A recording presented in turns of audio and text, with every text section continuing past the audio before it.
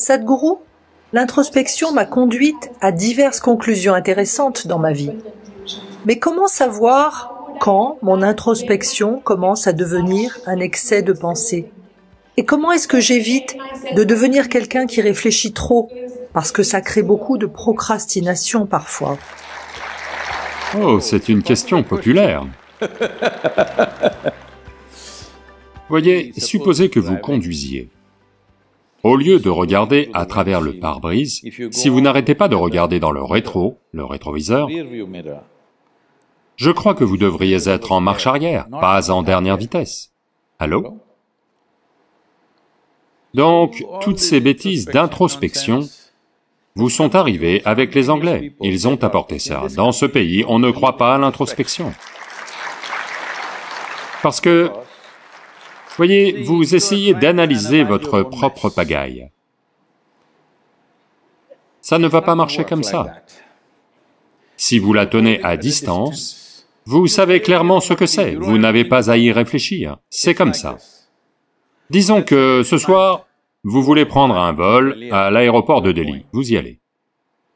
Alors, l'heure de votre vol approche, mais il y a un énorme embouteillage. Quelle est votre expérience de l'embouteillage?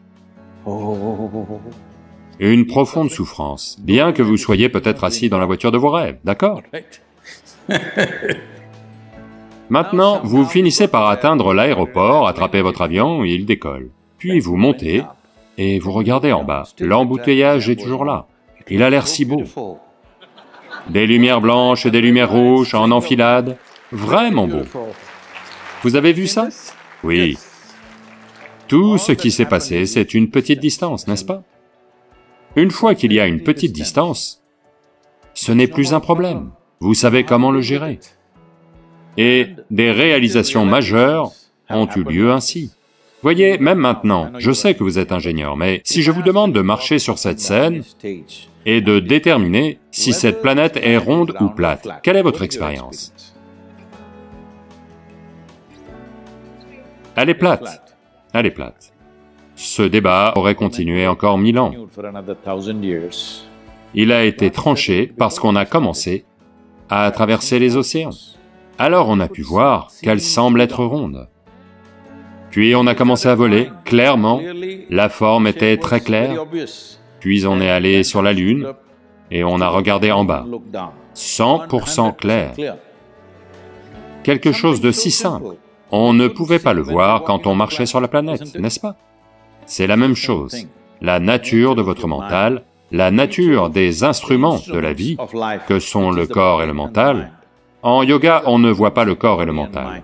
Il y a un corps physique et il y a un corps mental. Parce que mental veut dire, malheureusement la vision européenne du mental c'est qu'il est situé ici. Non. Essentiellement, vous appelez quelque chose mental parce qu'il y a un certain volume d'intelligence et de mémoire. C'est cela que vous appelez le mental, n'est-ce pas? Vous souvenez-vous, il y a 5 générations, à quoi ressemblait votre arrière-grand-mère? Non, mais son nez est sur votre visage. Oui ou non? Il y a 1 million d'années, comment étaient vos ancêtres? Vos cellules épithéliales se souviennent encore de la couleur de leur peau. Oui ou non? Donc, chaque cellule de votre corps contient 1000 milliards de fois plus de mémoire que votre cerveau ne pourra jamais traiter. Oui ou non? À l'instant, on parlait de l'usine chimique la plus complexe. Si vous regardez ce qu'une molécule d'ADN accomplit en 1 minute, toutes les usines de la planète ne peuvent pas, tous les ordinateurs de la planète, les superordinateurs de la planète, ne peuvent pas remplir autant de fonctions. C'est comme ça que ça fonctionne. Donc, à la fois en termes d'intelligence et de mémoire, est-ce réparti partout? Oui ou non? Au moins, votre système neurologique est réparti partout. Ça, vous pouvez le voir. Donc, le mental n'est pas à un seul endroit. Il y a un corps mental, il y a un corps de mémoire, il y a un corps physique, il y a un corps énergétique. Donc si vous ne regardez qu'un seul aspect de qui vous êtes et essayez de bricoler ça constamment, si vous ne savez pas comment faire fonctionner les autres choses et que les autres choses fonctionnent accidentellement, c'est comme quelqu'un qui essaie de conduire avec le frein à main. Beaucoup de gens le font. Ils ne réalisent pas, ils pensent appuyer sur l'accélérateur, elle va avancer. Non, elle pourrait prendre feu. Une voiture peut prendre feu si vous roulez avec les freins serrés.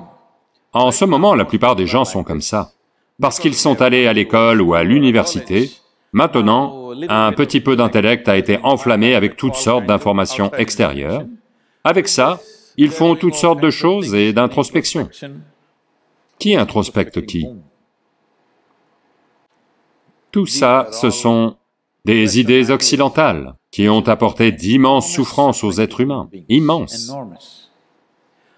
Le processus psychologique est une conséquence du type de données que vous avez accumulées et comment vous les traitez, n'est-ce pas? Si vous les mettez un peu de côté, elles n'ont pas d'impact sur vous. Quand vous le voulez, vous devez les utiliser. Quand vous ne les voulez pas, vous devez les garder de côté. Mais en ce moment, les gens pensent qu'ils pensent tout le temps. Ce que vous appelez de l'introspection, je suis désolé si je vous offense d'une quelconque façon, ce n'est pas mon intention, vous le savez. C'est une espèce de diarrhée mentale. Ça n'arrête pas.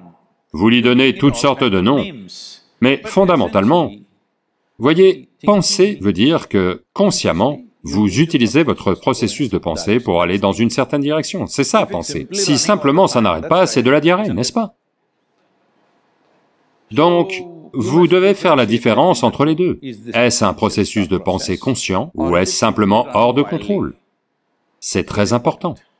Donc, introspection veut dire regarder la vie dans le rétroviseur. Vous êtes encore une jeune femme. Mais si vous faites de l'introspection, vous allez déjà sentir que vous vivez trop longtemps. Oui. La chose la plus intelligente d'après les gens, vous savez, Shakespeare a trouvé ça. Être ou ne pas être. C'est censé être la question la plus intellectuelle. Dites-moi, si vous êtes extatique, allez-vous penser être ou ne pas être? Il n'y a que si vous êtes malheureux, que si vous trouvez que la vie est pesante, qu'alors vous allez penser être ou ne pas être, n'est-ce pas? Donc de bien des façons, votre introspection, que vous la fassiez à petite dose ou à grande dose, c'est la base des maladies mentales. Parce que vous essayez de trouver des solutions dans une poubelle que vous avez, que vous appelez votre mental. Qu'y a-t-il là? Que ce qui vous est parvenu à travers les 5 sens, rien de plus. Si vous cherchez quelque chose de nouveau, laissez-moi vous dire ça. Vous êtes ingénieur informatique maintenant, en devenir, pas vrai? Vous l'êtes déjà? Ok.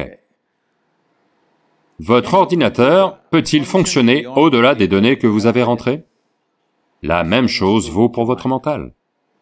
C'est un processus informatique, peut-être bien plus complexe que les ordinateurs que vous utilisez, mais fondamentalement c'est un processus informatique. Sans données, il ne fonctionne pas. Donc si vous connaissez les données, si vous avez écrit le logiciel, vous connaissez les données, vous savez ce qu'il peut faire et ce qu'il ne peut pas faire, qu'y a-t-il à introspecter? Donc, est-ce que je pense trop ou est-ce de l'introspection? Les deux ne sont pas nécessaires. Vous avez besoin de plus de clarté pour voir les choses. Si vous voyez une chose, si vous êtes juste capable de la voir clairement telle qu'elle est, alors il n'y a pas besoin d'une quelconque introspection. Une fois de plus, je vous le rappelle, vous êtes une jeune femme, mais est-ce que ça va?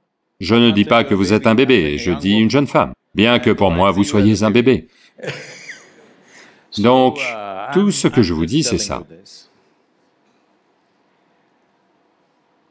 Voyez, combien de temps votre vie dure dépend simplement au niveau de votre expérience, pas au niveau de votre âge. Avez-vous remarqué cela? Un certain jour, vous êtes très joyeuse. 24 heures passent en un instant, est-ce vrai? Un autre jour, vous êtes un peu déprimé. 24 heures semblent durer 1000 ans. Oui. Donc, seuls les gens misérables peuvent vivre une longue vie. Si vous êtes joyeux, c'est fini avant que vous ne compreniez ce qui se passe. Avant que vous ne compreniez de quoi il s'agit, enterrement. Oui, je me sens comme si j'étais né avant-hier. Regardez-moi.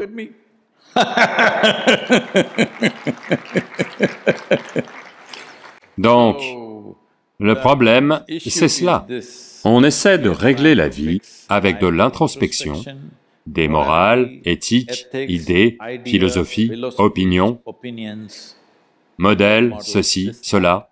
Non, ce n'est pas cela qu'il faut. Ce qu'il faut, c'est que cette vie doit avoir lieu de façon exubérante, au pic de ce qu'elle peut atteindre. Elle doit faire des étincelles. Si vous faites des étincelles tout le temps, physiquement vous allez être bien, votre génie va faire des étincelles, tout aura lieu. Eh bien, dans le monde, est-ce que tout aura lieu? Non.